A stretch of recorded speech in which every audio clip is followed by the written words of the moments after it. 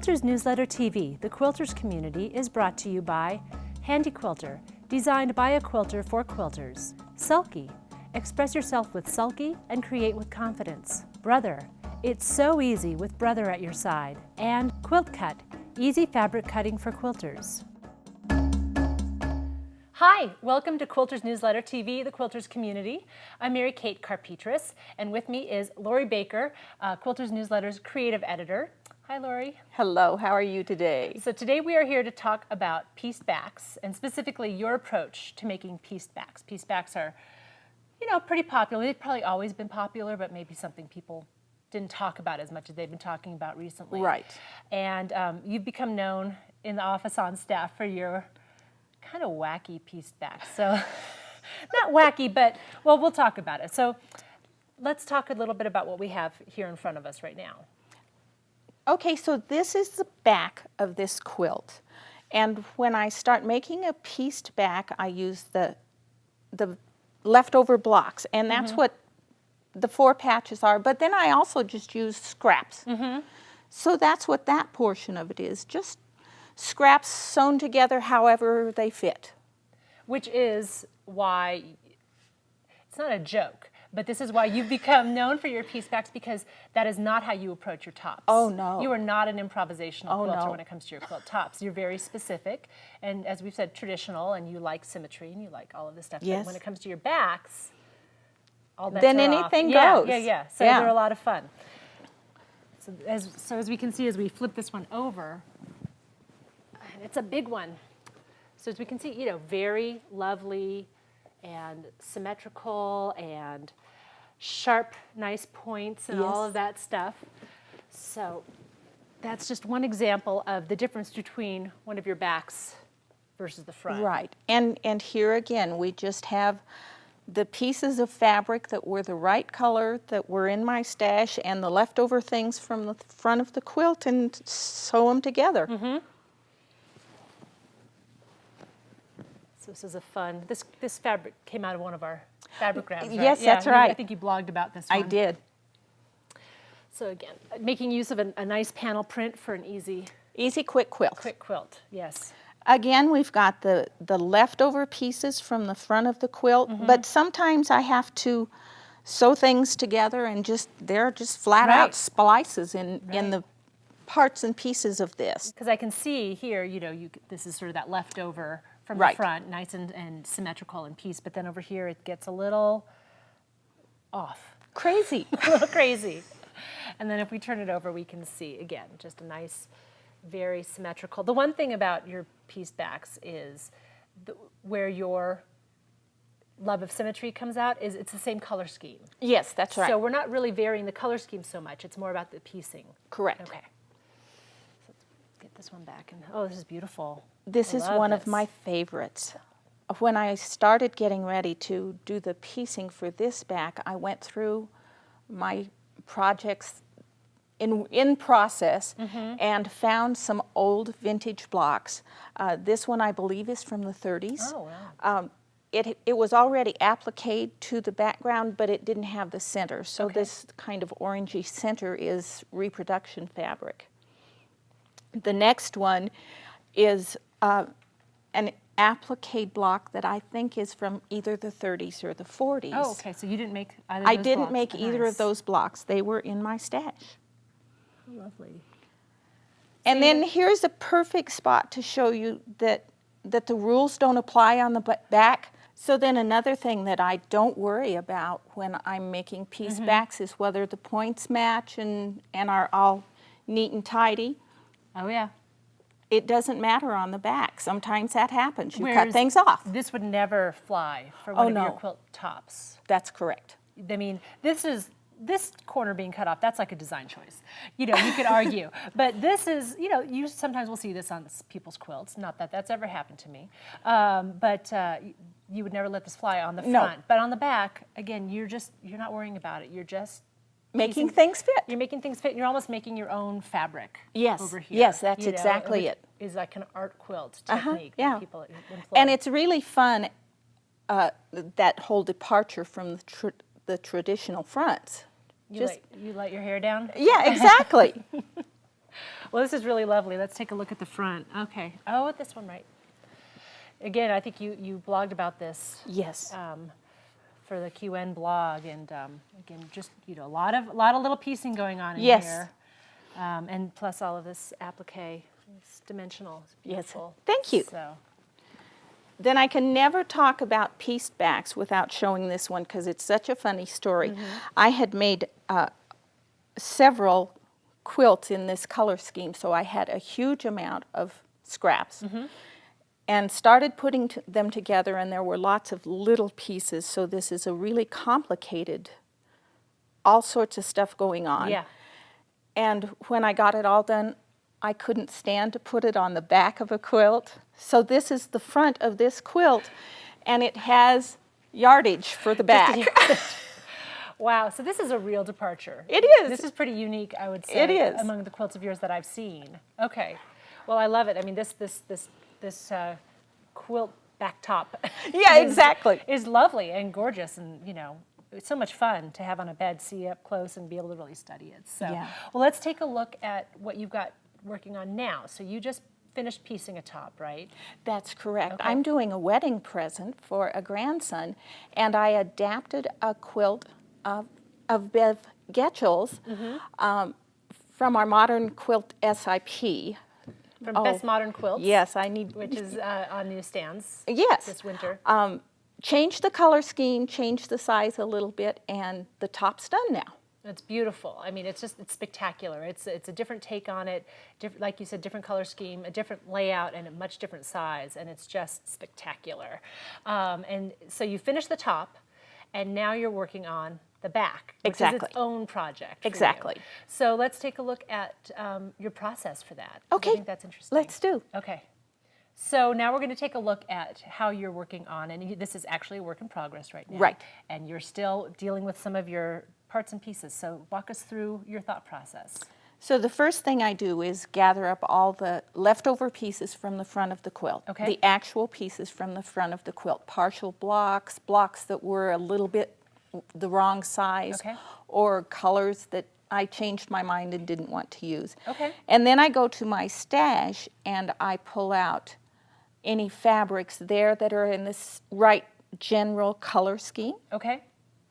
And that's what we have End up here. with We a- have all these pieces and Yeah. parts and a few folds of things that I didn't use on the front, but they'll work on the back. Absolutely. And this is a very narrow strip right here. It's like 1-inch strip or so thereabouts, and I see a little bit of selvage on there, but in the And- back, it's okay. That's a great point to bring out.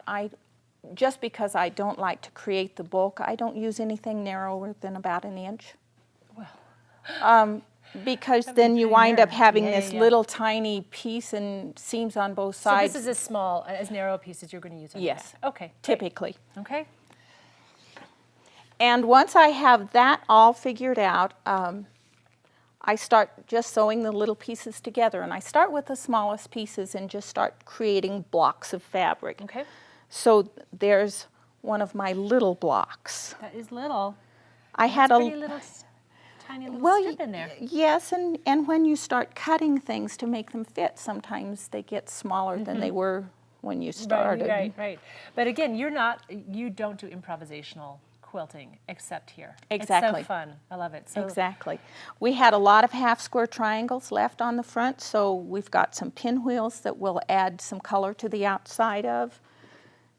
And this is a thing I frequently do, where I've sewn together 2 little pieces and then sew them on a strip of fabric and then just cut them apart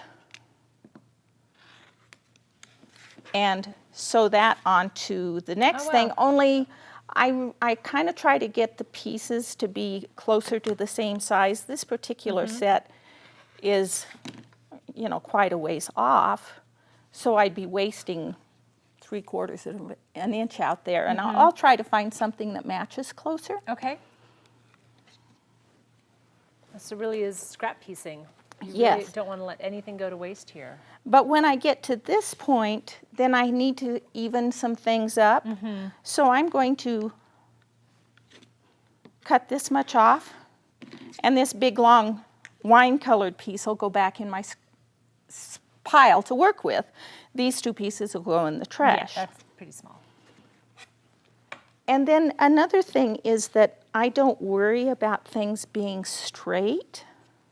Oh, no. So we've got several different grain lines going on. It's obviously not a rectangle or a triangle Right. or a square yet. Right. So I'll just cut an edge How off fun. and add to that straight edge. And again, the scraps will go back in the pile to be used on the next piece. Then they'll find their missing piece, and it'll all just get built out from there. These are colors that weren't in the front of the quilt, but they're in the same general Sure. family, so they'll work. Once I have those smaller pieces sewn together, then I start working on larger pieces and thinking about making things work. I start aiming for the same general Okay. size. So you get bigger pieces, Bigger and bigger pieces. and Things that are boring, that was just kind of, so then I add a little bit of color. I loved what happened when I put the black and gray in that one. It's great. Now you talked about grain line. You've got a larger block in here that's really off grain, don't you? Yes, I That you would do. never put on the front. I would not do this. This is the straight grain on this half Triangle. of the block, and this is the straight grain on the other half of the block. So I've got bias edge going on those 2 sides. And on the back of the quilt, it'll work. It'll work. And you kind of anchor it with larger pieces sometimes Correct, too. correct. So you've got a large panel. It's not even a panel, it's a pieced portion. Another thing that I always do is I go through my projects that are Yeah. unfinished. I taught a class, so I've got several step outs of this particular piece. And again, the colors are right. So it seemed like this would be a perfect place to get a fairly big piece of material and put that on the back of the quilt. And you've got, so we're going to go over to our design wall now, and we're going to see the partner to this Correct. peacock, and how you're actually going to use that one in the real back that you're working on. Correct. So let's take a look over at our design wall and see where we're going from here. Sounds good. Okay, cool. So here we are at our design wall, and we're taking a look at the actual back in progress, right? That's right. Okay. We have pieces and parts on the design wall, but not necessarily where they're going to be, and not necessarily a completed block. You're just still playing around. Exactly. Just seeing how things work, and that's Exactly. what a design wall's for. So here we have your nice large applique mirror image of the one we were just looking Right. at on our cutting table.